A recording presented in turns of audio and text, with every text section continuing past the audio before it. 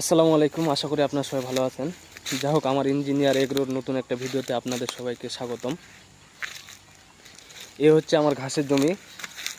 Engineer এগ্রোতে যে গরুগুলো আপনারা দেখতে পান, সেই গরুগুলার পুরা ঘাসের চাহিদা পূরণ করে এই জমি থেকেই। যেহেতু খুব ছোট গরু, এজন্য হচ্ছে বেশি ঘাসের প্রয়োজন পড়ে না।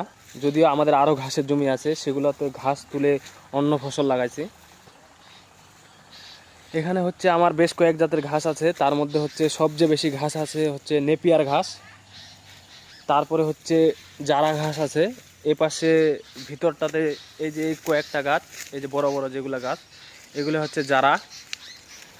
আর এখানকার হচ্ছে মূল আকর্ষণ একটা ভালো ঘাস আছে, যদিও সেই ঘাসটার গ্রোথ কম, কিন্তু অন্যান্য ঘাসের তুলনায় হচ্ছে বেশি পুষ্টিকর আমার মনে হয়।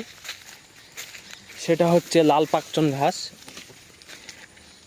বেশ কয়েকটা হচ্ছে ঘাসের মুড়া ছিল, কিন্তু আস্তে আস্তে হচ্ছে মরে মরে হচ্ছে আর কয়েকটা মুড়া আছে। এই যে লাল পাকচং, এর নাম যেমন লাল পাকচন, ঘাসটাও দেখতে লাল কালোর মতো। এই যে লাল আর কালোর সমন্বয়ে হচ্ছে ঘাসের নাম হচ্ছে লাল পাকচন। আর আমরা হচ্ছে ঘাসের জমি চারপাশে হচ্ছে চিনি চাম্পা কলার গাছ লাগাইছি প্রায় 45টার মতো। আমাদের যে চাষের কলাটা আছে ওই কলাটার চেয়ে এই কলাটার গ্রোথ খুব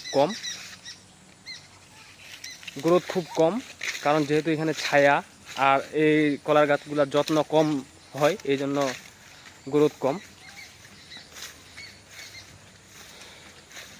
তো ঠিক আছে, আপনারা সবাই ভালো থাকবেন, সুস্থ থাকবেন। আসসালামু আলাইকুম, আল্লাহ হাফিজ।